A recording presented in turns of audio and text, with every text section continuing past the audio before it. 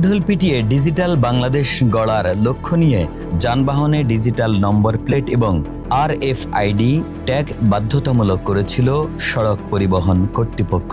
মূল উদ্দেশ্য ছিল গাড়ি চুরি রোধ, নিখুঁত ট্র্যাকিং এবং স্বয়ংক্রিয়ভাবে টোল আদায়ের মতো আধুনিক সেবা নিশ্চিত করা। বাস্তবতা হলো গ্রাহকরা পেয়েছেন কেবল একটি সাধারণ অ্যালুমিনিয়াম প্লেট, মেলেনি আধুনিক সেবার ন্যূনতম অংশ।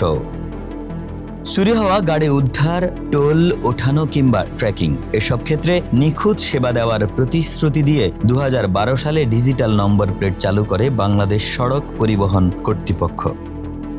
অর্ধ কোটির বেশি যানবাহন মালিকের কাছ থেকে 1.5 কোটি টাকার বেশি আদায় করেছে BRTA। তবে 14 বছরেও কাঙ্ক্ষিত সেবা মেলেনি। প্রয়োজনীয় অবকাঠামো না বানিয়ে শুধু নম্বর প্লেট বিক্রি করা হয়েছে। আগের প্রকল্পের এমন ব্যর্থতার মধ্যেই 1 আগস্ট থেকে নতুন করে গণপরিবহনে GPS ট্র্যাকার বসানো বাধ্যতামূলক করা হয়েছে।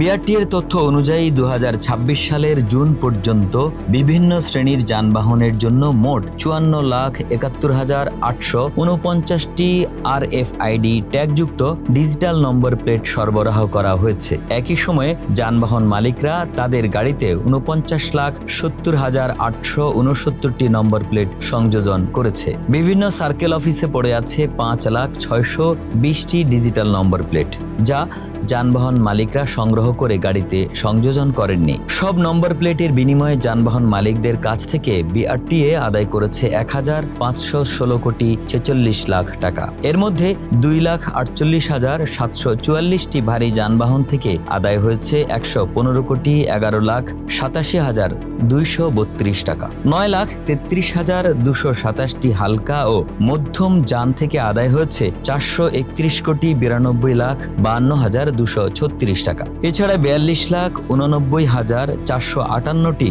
মোটরসাইকেল ও 3 হুইলার থেকে আদায় হয়েছে 969 কোটি 41,75,000 টাকা। ডিজিটাল নম্বর প্লেট নিয়ে BRTA-র পক্ষ থেকে বলা সুবিধাগুলোর ন্যূনতম কোনোটি পাননি গাড়ির মালিকরা। মোটরসাইকেল মালিকরা জানান, গাড়ি কিনলে ডিজিটাল নম্বর প্লেট কিনতে হয়, এটা রেজিস্ট্রেশনের অংশ। তারা আরও জানান, ডিজিটাল নাম্বার থাকা সত্ত্বেও বাইক চুরি হয়ে যাওয়ার পর থানায় জিডি করে কোনো ফল পাননি অনেকেই। BRTA-র উপপরিচালক ফারুক হোসেন সংবাদ মাধ্যমকে জানান, গত 14 বছরে প্রায় অর্ধ কোটি যানবাহনে ডিজিটাল নম্বর প্লেট সংযোজন করা হয়েছে। সাধারণ মানুষ এখন থেকে এর সুফল পেতে শুরু করবে। তিনি আরও জানান, জনবল সংকটের কারণে সেবা কিছুটা ব্যাহত হচ্ছে। পরিবহন বিশেষজ্ঞরা মনে করেন, ভালো একটি উদ্দেশ্য নিয়ে ব্যক্তিগত গাড়িতে ডিজিটাল নম্বর প্লেট এবং RFID ট্যাগ বসানো হয়েছিল, কিন্তু মানুষ সেই সেবা পায়নি। চালক ও গাড়ির মালিকরা জানান, যেহেতু সরকার টাকা নিয়েছে, তাই অতি দ্রুত সেবা নিশ্চিত করার যথাযথ উদ্যোগ নিতে হবে।